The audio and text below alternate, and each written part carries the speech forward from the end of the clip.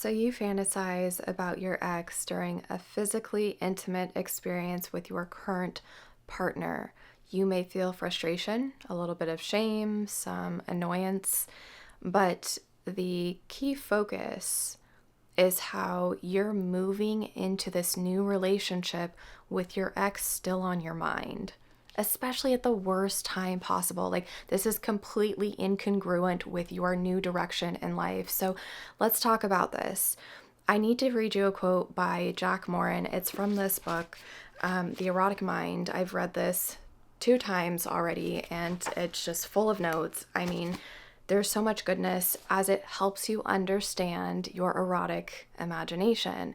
Fantasies are your erotic imagination. So keep an open mind while I read this because it may completely shake how you feel about this fantasy. Okay, so he's going into how we have actual encounters in real life and how those intimate experiences happen by a stroke of luck, opportunities you happily seize, even though they aren't necessarily of your own creation. So it's more about kind of chance when we run into one another. But when it comes to a fantasy, it says, in a fantasy, you select and control all the exciting events. In the realm of the erotic imagination, you are the creator as well as the director, with the power to make everything turn out exactly as you wish.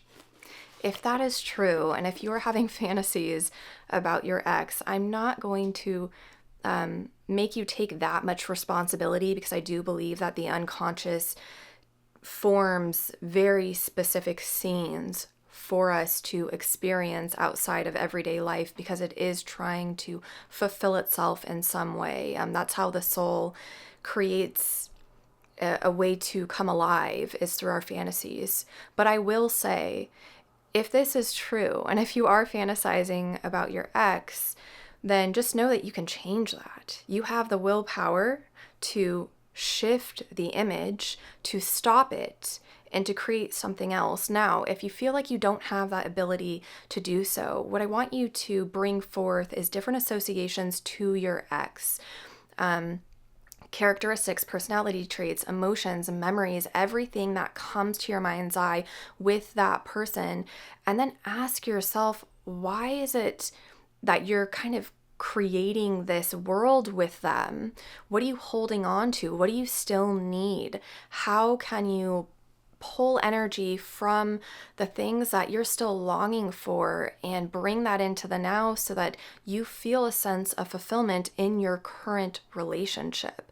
What you can do too, if you're bold and brave, and if your partner is just a badass who can meet you at a very honest level, is you can bring forth a conversation that you're feeling like there's a part of you that is still needing XYZ. You are still longing for something. You are still experiencing some kind of lack.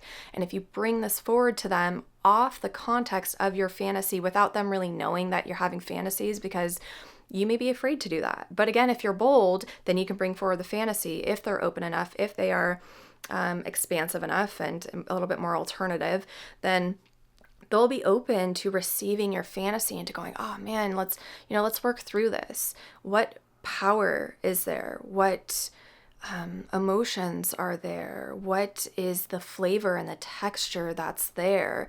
And what is it that you really need? Because in this current time, knowing you're not going to go backward to your ex, you're going to build something with this new person, then this may just be an opportunity to grow as individuals together. Now, again, you do have a choice on how your mind's eye begins to create these images. You can block it out altogether, but what may happen is that the sexual experience may actually plateau or kind of unravel to stillness because your nervous system has associated itself so deeply to your ex that it's trying to maybe find a different way of experiencing the libido, that if you are to cut them out completely, there has to be a new energy source coming in, but it's only when you can get so intimate and you can bring forth a new image that can replace your ex, where you can kind of keep the charge going while you're still with your current partner. And you can also, what's really great and what's coming to mind is that you can invite your new relationship into a new experience of emotions and expression. So if you're wanting to dabble a little bit more into the quote unquote taboo territory where you are playing with different, power dynamics, then that can be a new source of excitement and comfort and curiosity that you did have in your past, but it's now with your current partner. So if you're someone who fantasizes about your ex during sex, just know that you're not alone. I'm fairly certain that this is quite common. I did do my research to see if there was any statistics or studies done on this, and there's not. It's just a lot of subjective opinion and obviously kind of like theories about fantasies and how it forms in the mind. But besides all of that, it's common. So just know you're not alone. That's why I've created this series. We're on, video number 5. We're expanding and exploring and allowing ourselves to be as honest as possible with the things that come to the erotic imagination, because we have to be able to talk about this. Okay, so if this video has strung something in your heart and you'd like to leave a comment below, please do. I would love to connect with you.